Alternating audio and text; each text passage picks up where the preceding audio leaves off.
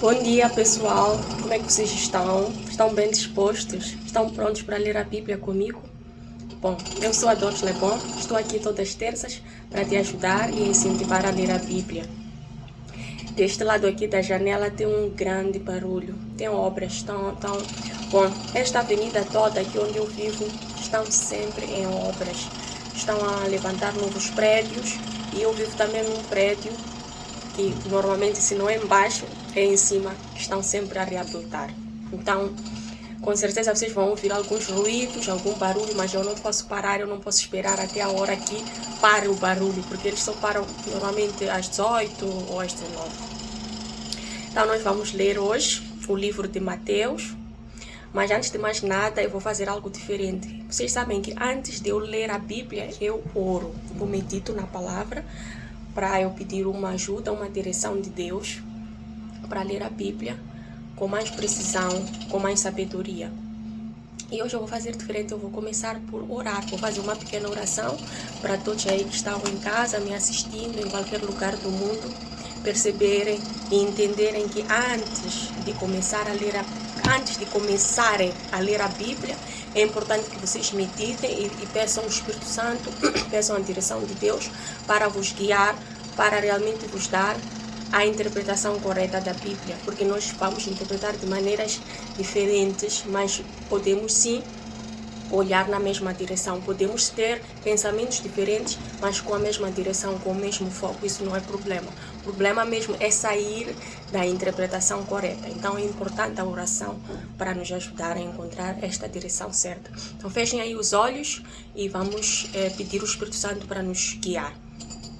Deus Todo-Poderoso, estamos aqui pedindo a sua presença, chamando, implorando o seu grande nome, para que o Senhor nos dê sabedoria, para que o Senhor nos dê discernimento de ler a Bíblia da maneira correta, que não seja a dor já falar, mas sim que o Espírito de Jesus Cristo, o sangue de Jesus Cristo, unja a minha cabeça, unja a minha língua, unja o meu coração e me faça ler a Bíblia da maneira correta.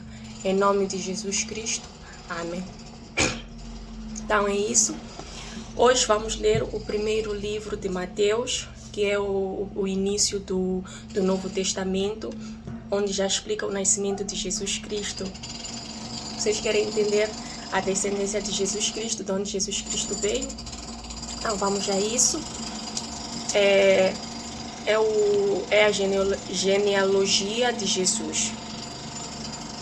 Livro da geração de Jesus Cristo, filho de Davi, filho de Abraão.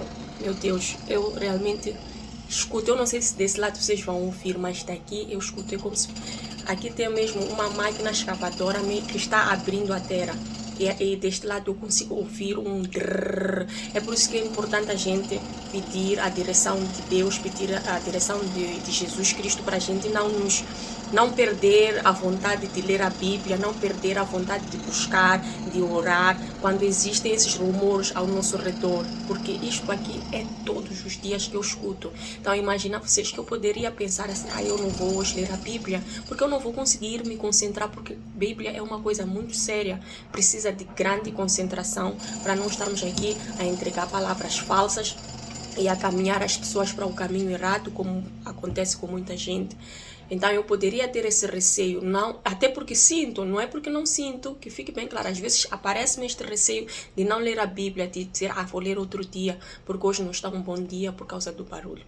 Mas, porque eu já orei, vocês entendem a força, o que acontece no mundo espiritual que nós não conseguimos perceber quando a gente ora. A gente é ungido por uma força sobrenatural que nós não conseguimos perceber, que nada te para, tu ficas com um fôlego, tu ficas com uma vontade de fazer as coisas, mesmo que as condições não te ajudem aí no momento em que realmente tu precisas fazer. É difícil, mas tu vem uma força dentro de si que até quem te vê a fazer isso acha-te louco, né? Porque as coisas sobrenaturais normalmente são loucas. Então é aí onde eu vos explico que orem antes de pegar a Bíblia, para não entrarem na preguiça, para não terem esse medo, esse receio de fazer as coisas, de tomar decisões nas vossas vidas. Porque o mundo, se nós não sermos moldados pelo Espírito de Jesus Cristo, nós vamos ser derrotados pelo mundo. O mundo vai nos parar. Então era isso que eu queria aqui dizer, porque quando estou a ler, eu escuto ruídos e às vezes eu posso me desconcentrar. Mas eu já pedi a presença de Deus neste lugar, na minha casa. Eu peço a presença de Deus todos os dias na minha vida para não ter esse medo, não deixar esse medo me consumir. Então façam isso, meus irmãos, vocês vão perceber o quanto que a oração ela é poderosa. Mas é isso, é que tem que fazer todos os dias. Todos os dias a gente está nas ruas, vamos ao trabalho, vamos buscar o nosso pão de cada dia. Então orem todos os dias. Vamos conhecer a genealogia de Jesus Cristo para melhor entender como é que ele nasceu, de onde ele veio. É engraçado que Jesus Cristo já era falado antes mesmo dele aparecer no mundo. Na época, já com a história de Abraão, a história de Salomão, já existiam profetas que diziam que virá um rei da geração de Abraão, virá um rei que vai salvar o mundo dos pecados, vai salvar as pessoas dos pecados, mas as pessoas não entendiam que seria uma pessoa humilde. Ninguém entendia. Deus não revelou aos profetas de onde é que ele ia nascer e como é que ele ia nascer. Ele nasceu de uma família humilde, porque o seu pai José era carpinteiro, trabalhava com a madeira. Então, os profetas diziam que nascerá um rei, porque o Abraão já era considerado um rei naquela época, porque ele era o pai da nação, ele já tinha herdado tantas riquezas e ele tinha muita sabedoria, porque Deus também usava Abraão, ele dava muita sabedoria. Então, percebiam que o rei também ia vir da geração de Abraão, que também é da geração do Davi. Davi também era um rei mesmo, não um rei de uma expressão assim, como pensavam que Jesus fosse, mas um rei real, da realeza. Davi era um rei da realeza, porque ele sentava no trono e dirigia o mundo. Diferente de Jesus. Jesus, quando nasceu, ele nasceu numa família de pobres. Por isso que as pessoas não acreditaram que ele fosse o Messias, que ele fosse o enviado por Deus. Porque naquela época acreditavam que todas as pessoas enviadas por Deus, usadas por Deus, tinham que ser pessoas nascidas na riqueza, já que vêm de famílias de reis, diferente de Jesus, porque os pais de Jesus, nenhum deles era rei. Maria também era uma mulher doméstica que ficava em casa, cuidava da família, da casa, e o seu pai José era um carpinteiro. Por isso que ninguém acreditava que Jesus era o Messias, era o rei, era o filho enviado por Deus, era o filho de Deus. Era aí a contraditória de Jesus Cristo. Mas então vamos entender um pouco sobre a sua história. Genealogia de Jesus. Livro da geração de Jesus Cristo, filho de Davi, filho de Abraão. Então aqui já fala do início da primeira geração de onde Jesus nasceu, que começou do Abraão e Davi. Então, Abraão, vamos agora entender como chegou até Davi. De Abraão até Davi tiveram várias gerações. Então, vamos perceber aqui quais são essas gerações. Abraão gerou a Isaac, Isaac gerou a Jacó, e Jacó gerou a Judá e seus irmãos.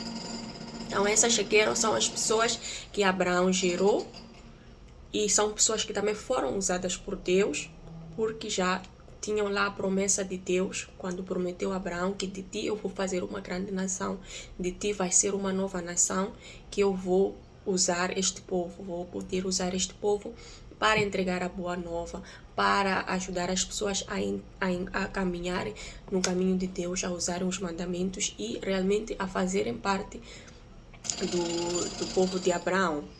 Então, vamos continuar no versículo 3. E Judá gerou de Tamar a Pérez e a Zerá, e Pérez gerou a Esrom, e Esrom gerou a Arão. Aqui é mesmo engraçado, porque Judá gerou de Tamar. É uma história que está lá na Bíblia, que explica que Tamar era sua nora. Olha só como a Bíblia é engraçada. Tamar era nora de Judá, mas ela... O seu marido faleceu, que é o filho de Judá, e ela não poderia, ela não fez filho quando praticamente ficou viúva. Então Judá disse a ela: volta para casa dos seus pais, porque neste momento eu não tenho nenhum filho para te entregar, porque o seu filho mais novo ainda era criança, era pequeno. Mas entretanto Tamar não queria ficar na viuvez, não queria ficar sem família. Ela ainda queria ter filhos, ela queria fazer parte daquela família. É uma história mesmo longa, eu depois vou com mais calma, vou estudar esta história para vos trazer mesmo os capítulos certos, mas para dizer que Tamar, ela fez uma armadilha, fez-se de prostituta, porque Judá, quando viajava, quando ia trabalhar, ele se encontrava com algumas mulheres e realmente ele se encontrou com a Tamar. A Tamar fez-se de prostituta, ela cobriu o seu rosto e dormiu com Judá. E foi aí onde gerou Pérez e a Zerá. Então é mesmo uma história louca, né? Para entender como a vida ela é. E Judá gerou de Tamar a Pérez e a Zerá, e Pérez gerou Arão. E Pérez gerou a Esrom, e Esrom gerou a Arão. Arão gerou a Aminadab, e Aminadab gerou a Naasson, e Naasson gerou a Salmão. E Salmão gerou de Rabi a Boaz, e Boaz gerou de Rute a Obed, e Obed gerou a Jessé. Jessé gerou ao rei Davi, e o rei Davi gerou a Salomão, que foi mulher de Urias. Então aqui vou dar uma pequena pausa para vocês entenderem como nasceu Davi, que foi o rei. Davi foi o primeiro rei na história de Israel.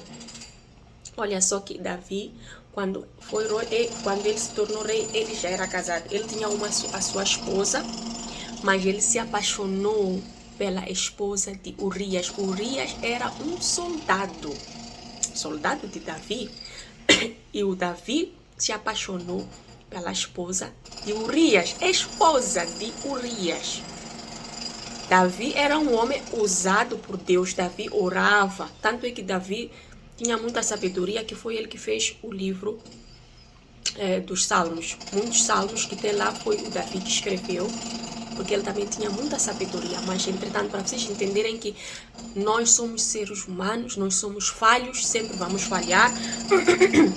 O importante é a gente não sair da presença de Deus. Quando uma pessoa sai da presença de Deus, a pessoa vira uma pessoa morta. A pessoa fica sem vida espiritual.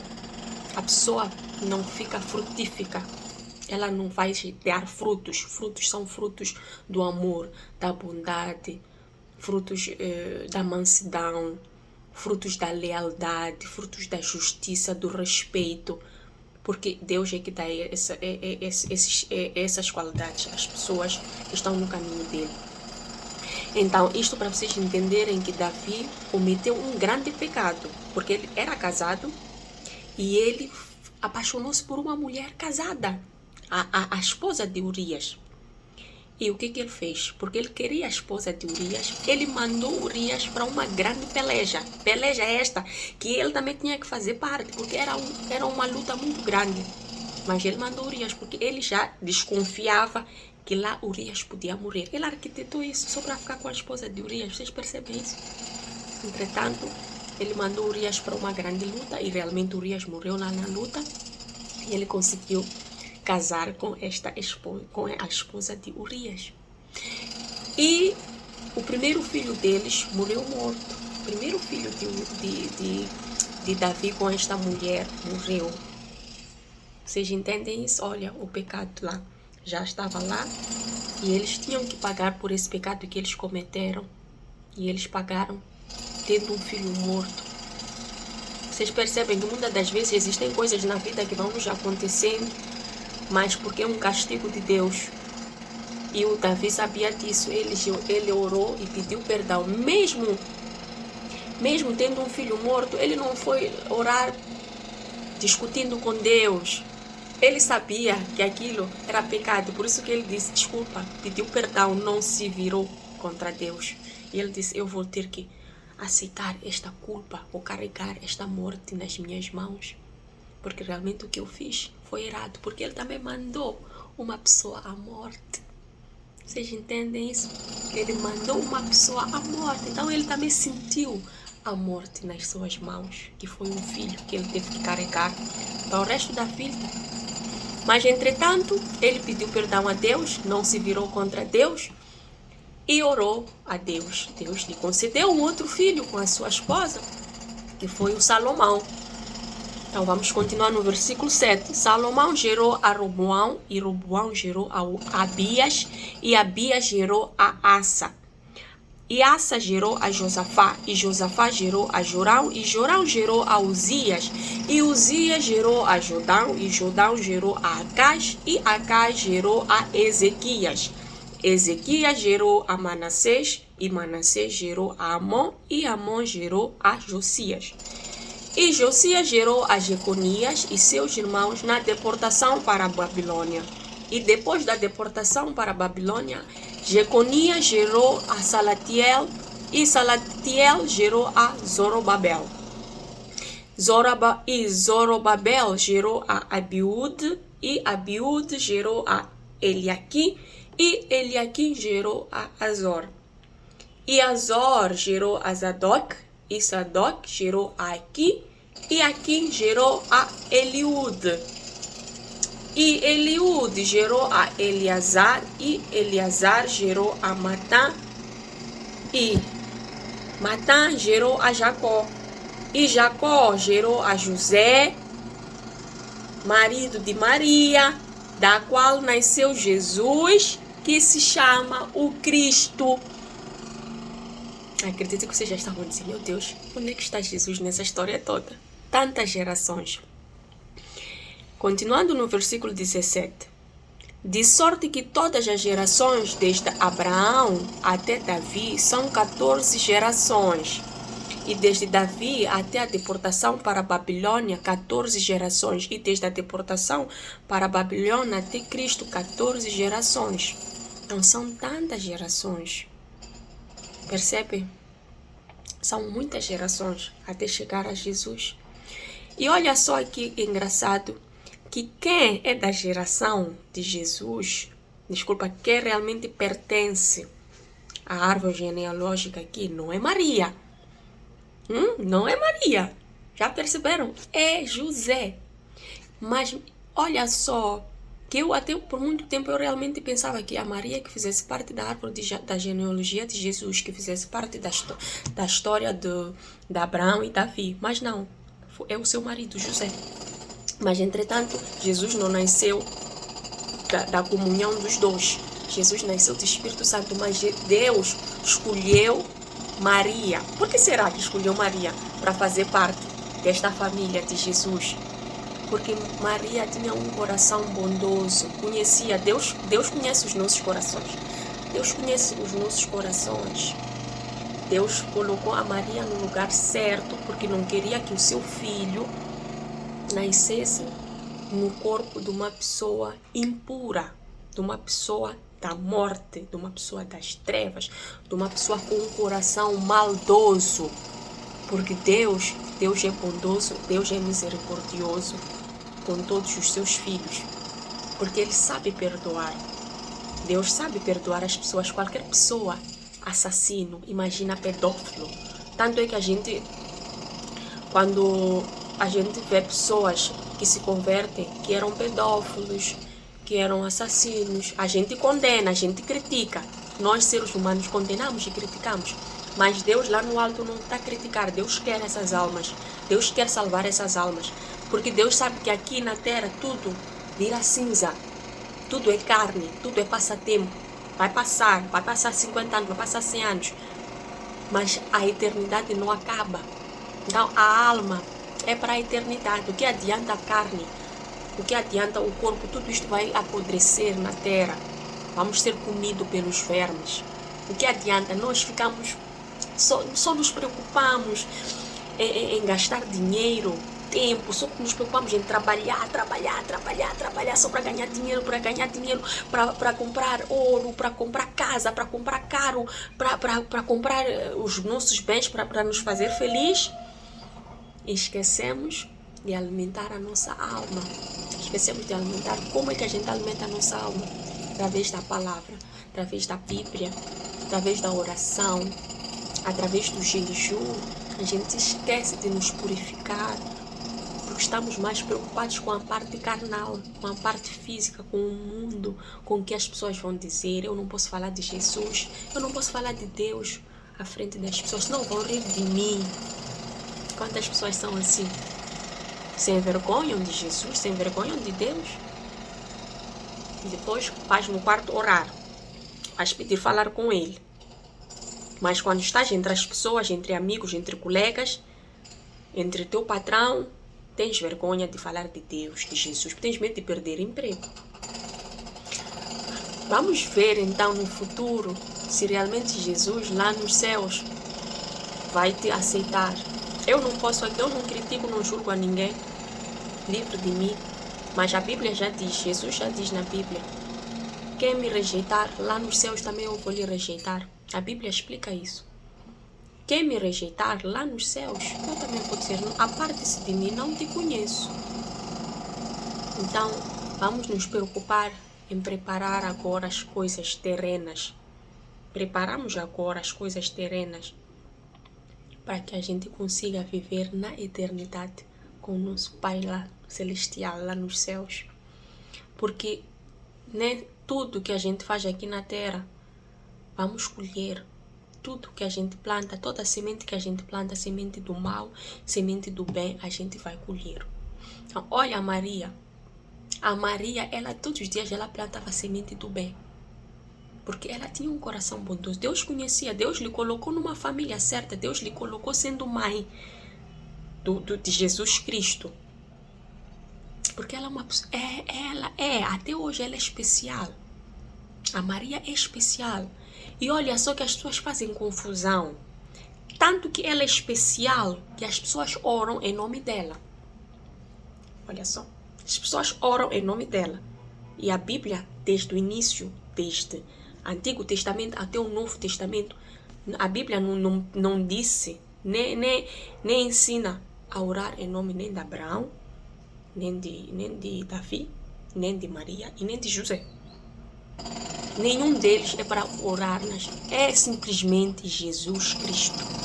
E tu oras em nome de Maria porque achas que ela tem poder de te salvar dos pecados. Estás a dizer que Jesus Cristo não é suficiente para ti. Estás a dizer que Jesus Cristo não é suficiente para ti. Então tu colocas Maria nas tuas orações.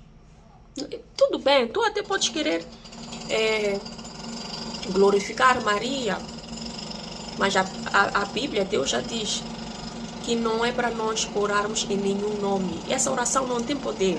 Essa oração não tem poder nenhum.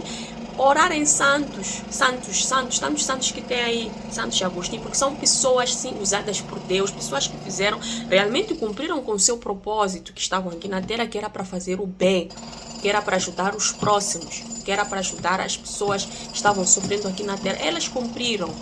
Mas não é para orar. Essas pessoas não têm poder sobrenatural. É o que vocês têm que entender. Por isso que ficam aí a orar, perder tempo e não entendem por que as vossas orações não estão a ser ouvidas.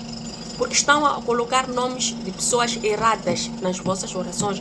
A única pessoa que nós devemos orar, que morreu na cruz para nos salvar, para redimir os nossos pecados, para a gente viver sobre uma terra prometida, sobre o que Deus nos promete, é Jesus Cristo e basta.